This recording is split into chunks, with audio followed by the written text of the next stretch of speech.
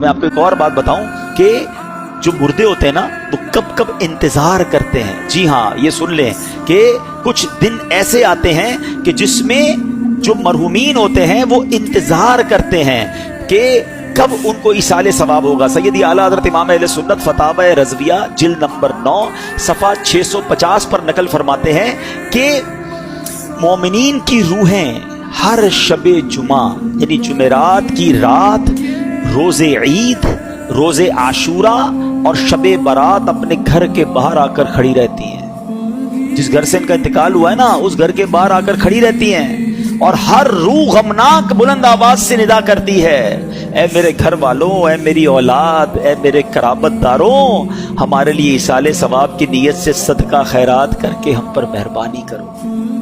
अरवाह घर तक आ जाती हैं इन दिनों में कि कुछ हमें सदका करो, कुछ हमें सवाब पहुंचाओ। कैसी औलाद है जो अपने माँ बाप को दुआओं में भूल जाती है, कैसी औलाद है जो नेकियां। अव्वल प्रॉब्लम क्या, अब ये सारी बातों का पता है हल क्या निकलेगा कि औलाद तैयार कैसी की हमने। जो औलाद नमाजी ही नहीं है वो क्या इसाले सवाब करेगी।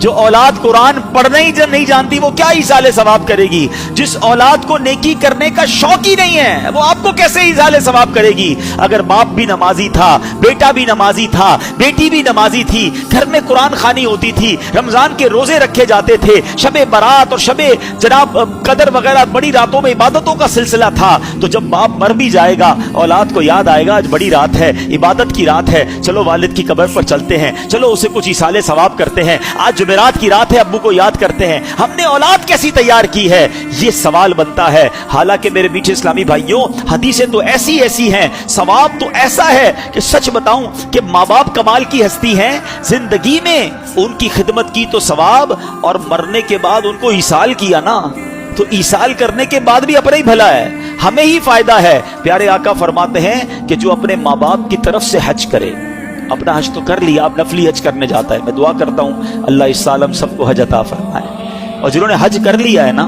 फर्ज अदा कर लिया है, अब माँ बाप के नाम का हज करना। क्यों? मेरे आका क्या फरमाते हैं, जो अपने माँ बाप के नाम का हज करे, माँ बाप की तरफ से तो हज अदा हो जाएगा, हज करने वाले को मजीद 10 हज का सवाब मिलेगा।